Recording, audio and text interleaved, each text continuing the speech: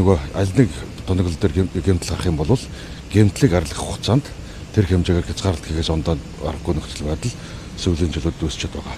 Ийм байна. Хэрэглэгчдийг олон нийтийг бас тодорхой хэмжээний захиргааны хязгаарлалт хийж төвөгж рүүлсэнтэй бол эрчим хүчний яамны зүгээс хуваасаа уучлалт хүсэж байна. Одоо нөгөө тав захиргааны тасалцаалаа болоод энэ юу хэзээ хүртэл үргэлжлэх вэ? За энэ хоёр дахь шалтгаан бол сүүлийн өдрүүд дээр Бөөрөлжүүдийн цахилгаан станц 300 мегаваттын хүчин чадалтай нэгдсэн сүлжээнд бол доор хаяж 260 мегаваттын илүүлэх хүчтэй байсан. Гэтэл Бөөрөлжүүдийн цахилгаан станц дээр бас нэг гэмтэл гараад яасан бэ гэхээр доотлолт байгаа нэг бутлуур нь зогсоод бутлуур зогссон хугацаанд нөгөө тэжээгчдээр байгаа бункерт байсан нүүрс хөлдөөд тэгээ одоо нэг яг өнөөдрийн байдлаар бол нэг 120 заримдаа 200 мегаваттын хүчин чадалтай яваад энэ хэмжээгээр эрчим хүчний дутагдал үүсэж байгаа.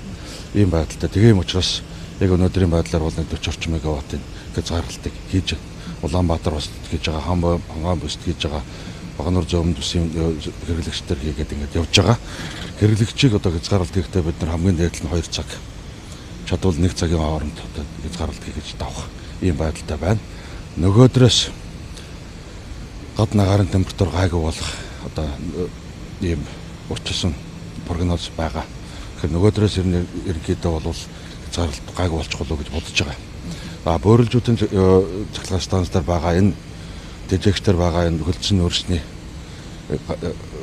гаргахаар одоо ТЭЗ 4-өөс, ТЭЗ 3-аас, ТЭЗ 2-аас амгалан дулааны станцаас нийтдээ 30 орчим хүний бүрэлдэхүүнтэй ийм баригад Бөөрөлжүүдийн цахилгаан станцынхантай хамтраад энэ хөлдсөн бункерийг хөлдөөсөө гаргах ийм ажлууд хийгдээд явж байгаа. Хэрвээ Бөөрөлжүүдийн цахилгаан станц өнөө маргааштай хэвэн болчих юм бол ямар нэгэн цахилгаан хязгаарлалт хийх шаардлагагүй болно.